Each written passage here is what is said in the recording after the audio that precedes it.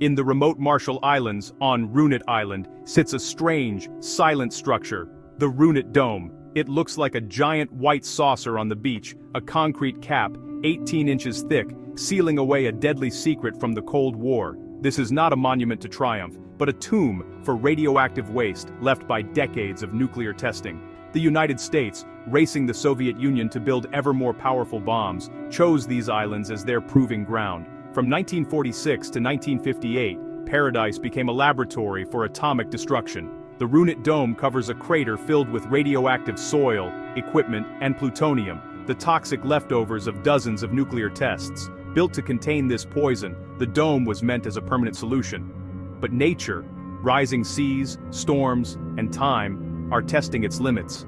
The dome stands as a symbol, a promise made, a responsibility that endures, and a question that haunts us. How do we clean up the messes we create? As we look at this silent tomb, we confront the long shadow of the atomic age. The story of the Runit Dome is a journey into our recent past, revealing both the power of science and the challenge of its consequences. It is a wound that has never truly healed. By the late 1970s, the US wanted to return Eniwetok Atoll to the Marshallese, but the islands were dangerously contaminated. The plan: scrape up radioactive soil and debris from several islands and dump it all into a single bomb crater, Cactus Crater on Runit Island. Over 3 years, American servicemen gathered more than 111,000 cubic yards of radioactive waste, enough to fill 35 Olympic pools. Often working with little protection, they filled the crater with a toxic mix of contaminated materials. Engineers then sealed it with a dome of 358 concrete panels, each 18 inches thick, spanning 377 feet across.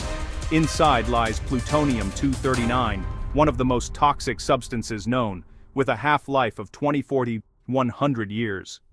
The dome contains an estimated 357 pounds of this deadly element, a poison that will outlast all of recorded history.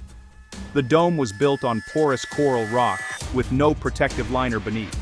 It was meant to be a permanent fix, but its foundation was flawed from the start. The Runit Dome was a final act to close a dark chapter, but it left a dangerous legacy. The Marshallese were promised safety, but the threat remains. The dome is a concrete coffin, but not a secure one. Its story is far from over. For decades, the Runit Dome sat quietly, but now, cracks are appearing across its surface. Water seeps through these fissures, threatening to mobilize the radioactive waste inside. The concrete, once thought impenetrable, is breaking down under the harsh tropical environment. The real danger lies beneath. The dome sits on unlined, porous coral and sand. Groundwater flows freely through the crater, carrying radioactive material toward the ocean. Rising sea levels and stronger storms, fueled by climate change, batter the dome more each year.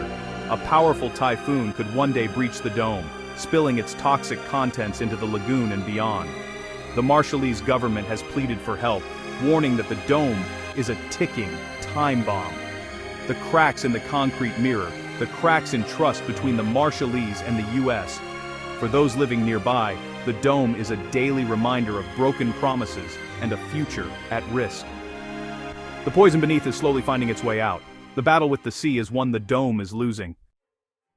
The Runit Dome story begins with the nuclear testing that scarred the Marshall Islands. After World War II, the US chose these remote atolls for their atomic experiments. 67 nuclear and thermonuclear bombs detonated between 1946 and 1958. The combined explosive power was staggering, equivalent to 1.6 Hiroshima bombs every day for 12 years. The most infamous test, Castle Bravo in 1954, exploded with 15 megatons, 1,000 times Hiroshima's force, spreading radioactive fallout far beyond predictions.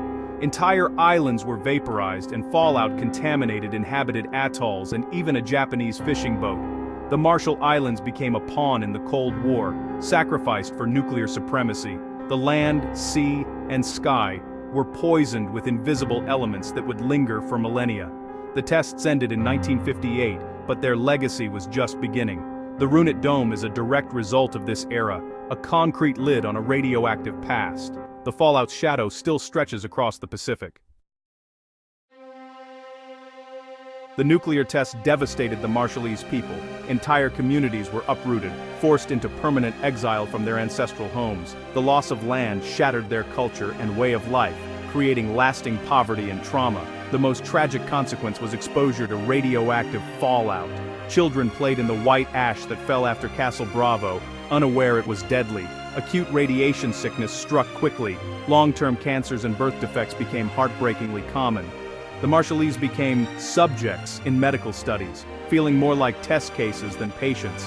The environment was scarred islands vaporized, craters gouged into the earth, coral reefs shattered, and radioactive isotopes poisoned the food chain. Fish, coconuts, and breadfruit, once staples, became sources of invisible danger. The paradise of the Marshall Islands was transformed into a landscape of hidden threats. The suffering continues, passed from one generation to the next. The Runit Dome is both a symbol and a source of this ongoing harm. The cost of the atomic age is measured in lives, land, and lost futures. Building the Runit Dome was a hazardous job for the 4,000 U.S. servicemen assigned to the task. Most were young, with little training or protection against radiation. They worked long hours in the tropical sun, scraping radioactive soil and loading it into trucks. Safety protocols were minimal. Many wore only basic uniforms and dust masks, if that. Radioactive dust was everywhere, in the air, on their skin, even in the lagoon where they swam to cool off. The mission was to finish quickly and cheaply, often at the expense of safety. Critically, the crater was never lined before being filled, a cost-saving measure that guaranteed leakage from day one. Many veterans now suffer from cancers and other illnesses, but struggled for decades to get recognition or care. They call themselves atomic cleanup veterans, forgotten casualties of the nuclear age. Their sacrifice is another hidden cost, buried with the waste. The dome's shortcuts haunt both the land and those who built it. The Runit Dome is failing to contain its radioactive waste. Cracks in the concrete are visible, but the real danger is below. Groundwater and seawater flow through the unlined crater, leaching radioactive elements into the lagoon. The ocean is steeping in a toxic brew with every tide. Radioactive isotopes enter the food web, moving from plankton to fish to people. For the Marshallese, eating local fish now means risking cancer and genetic damage. Climate change is making things worse. Rising seas and stronger storms threaten to submerge or shatter the dome. A single typhoon could unleash a catastrophic radiological disaster. The U.S. says the Marshall Islands is responsible for the dome, but the island nation lacks the resources to fix it. The waste is American, but the burden is Marshallese. The leaking dome is a symbol of environmental injustice and broken promises. The world is watching, but help is slow to come. The Runit Dome is not the only scar left by the atomic age. In Nevada, the Sedan crater remains, a vast wound from a 1962 nuclear test, still radioactive, now a tourist site. At Bikini Atoll, the sunken ghost fleet from Operation Crossroads lies on the lagoon floor, ships coated in radioactive mud. For decades, Bikini was too dangerous for life, but nature is making a comeback.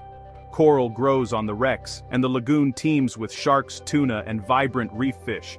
The radiation lingers, but life persists, a testament to nature's resilience. Yet, the Runit Dome stands in stark contrast, a failing tomb, still leaking poison. It reminds us that while nature can heal, our responsibility for the damage endures. The atomic age left wounds that may never fully close. The Runit Dome is a warning. The consequences of our actions can outlast us by millennia. As the Pacific tides rise, so does the urgency to confront this legacy. The story of the Runit Dome is not just history, it's a challenge for our future. What will we do with the mess we've made?